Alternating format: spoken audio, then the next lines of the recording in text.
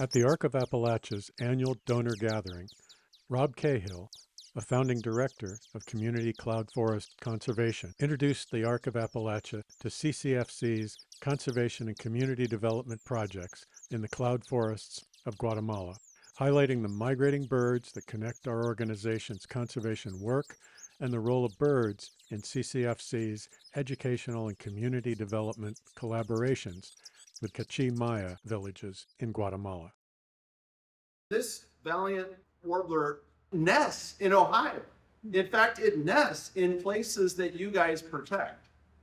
And then it crosses the Gulf of Mexico and it winters at CCFC. In our protected area, these are actually tropical birds that evolved the capacity to travel north for work because they go north to nest. And then when they're done working, they come back to Guatemala. And it goes around and eats the thrips off of the cardamom, which is one of the real big problems that cardamom has. So as the population of the hooded warbler decreases, the thrips becomes more abundant. 60% of the world's cardamom is grown right here in the department of Arc of Appalachia. And when cardamom becomes scarce in harvesting, the price goes very high, then the people in our area are very happy because this is really the cash crop of the farmer, the smallholder farmer in our area. This bird, in that phrase right there is, hey, check me out. I'm pretty awesome.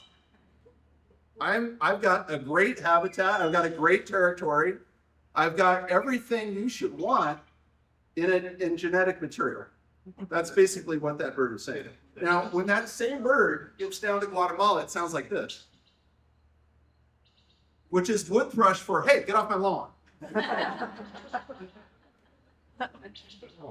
That's not a pretty sound, but that's what our wood thrushes sound like because they're doing a little territorial like but they're just as beautiful to look at, and we've got lots of them in our cloud forest area. The global population, since I was a kid, all right, since 1970, I was 2 years old in 1970. Since I was a kid, the global population has plunged 60%. You guys have 34%, basically a third of the global population of this bird. So it's incumbent upon Arc of Appalachia to protect this part of the community that's intact now. And it's incumbent upon us as Community Cloud Forest Conservation to protect its other 7 months of the year. But I want to talk a little bit about these names and these places for birds. We live in a Cachi Maya community. How they name birds and how they think of birds is important to us. The word actually quetzal is also an indigenous name, but it comes from Nahuatl. It comes from Mexico.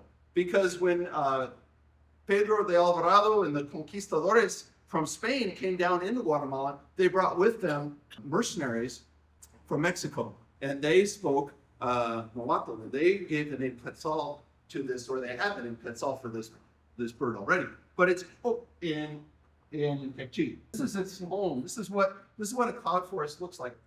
In my personal experience being in a cloud forest is where I felt most like I've been visiting another planet. We live in the heart of the endemic bird region. EBA stands for endemic bird region. So this endemic bird region 18 is the northern Mesoamerican highlands.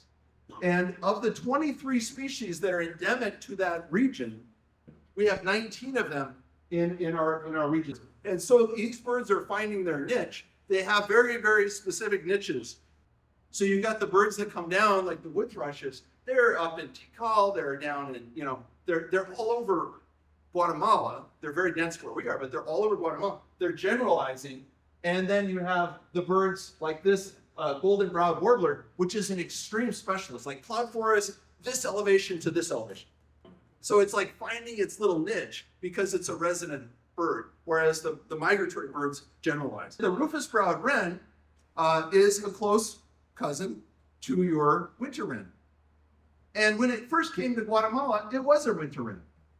Because in the Wisconsin glacial period, when Ohio was covered with a sheet of ice, that pushed a whole bunch of birds south, like the hairy woodpecker. We have hairy woodpecker in Guatemala. And so the hairy woodpecker and the winter wren came to Guatemala because they were pushed out of Ohio. They came to us for refuge from your ice. And then what happened is the ice retreated and Guatemala got warmer. And what happened when Guatemala got warmer is instead of going back north, these birds just went uphill. And the winter wren, now that it went up the hill, it sort of morphed into this beautiful thing. The winter wren, here it is the rufous-browed wren now. It's an endemic species because it went up the hill. But I do want to tell you a little bit about ourselves. This is our center, Community Cloud Forest Conservation. It's our beautiful 400-acre campus. This is our website. Alleviating poverty and protecting forests in the highlands of Guatemala. Education, reforestation, sustainable development, leadership scholarships, and ecological improvements in agriculture. That's what we do. This is our beautiful valley. It's in a cloud forest, and so we got this cloud forest going on here. It's lateral cloud filtration. This is what lateral cloud filtration looks like up close and personal. The land that we're stewarding, the land that we're protecting at the moment is 400 acres. That's Coban's water supply. So that little drop of water is going down the river, the Mestela River, and it's supplying water for 100,000 people in Coban. But before it gets there are all these little villages, and that comes to about 30,000 people in those collectively in those villages that are getting that water. A couple of slides that I'm going to show you are the back 650 acres. They're the adjoining 650 acres, which is our next big project to try to protect that before it's gone. And 80% of it is pristine cloud forest. This is some of that San Milcho property, which is right behind us. We have a huge tree nursery. When we built our buildings, we used 1,000 trees. And for every tree we used to build our buildings, we planted 20 trees. So we planted 20,000 trees. And the people with whom we're working in Guatemala are in first place on a national level for extreme poverty and chronic malnutrition. And so we can't work to protect one side of community without thinking about the broader community. We have to think about education and environmental education and livelihoods for smallholder farmers, because the future of the cloud forest is in their hands. So these are kids from a local village. These are actually 3 schools represented in this photo. They all get coloring books. So they come to our center, they learn about birds. We give them a coloring book, we give them a toothbrush. And for some of these kids, they've never seen a toothbrush, ever in their life. We give them a toothbrush, we do a whole dental thing, and then they get this coloring book, right? And they are so amazing. And we do a little competition to see who can get the most accurate, because they get to take that coloring book home and it becomes their little field guide. And I've gone into some of these homes and I see this book being used. So when they see a warbler, they go and run in and they check which warbler it is. Everyone got a little notebook and they write the catchy names for the birds that they see and the date. There is Norma and her sister Gloria, Norma Kalbach, and this is Norma Kalbach in the 5th grade in 2012. And her sister, and here they are teaching for us. They came back in the program as adults to teach for us. And she's been all the way 3rd year of university to study teaching. And she did her internship at that school. This is all the villages where these kids are from. 1 year that we did that program. This is the WALK program. They learn about ecology and agroecology. They learn about health, and they learn a class called Life Project, which is an amazing class, and it's often cited by them as the most formative class for them. It's $275 to put a young woman through our program, but half of that she takes home in the form of a scholarship if she meets 3 fundamental requirements. And that is that she plants an agroforestry parcel. She plants 16 trees and crops on her own land. It's her parcel for herself.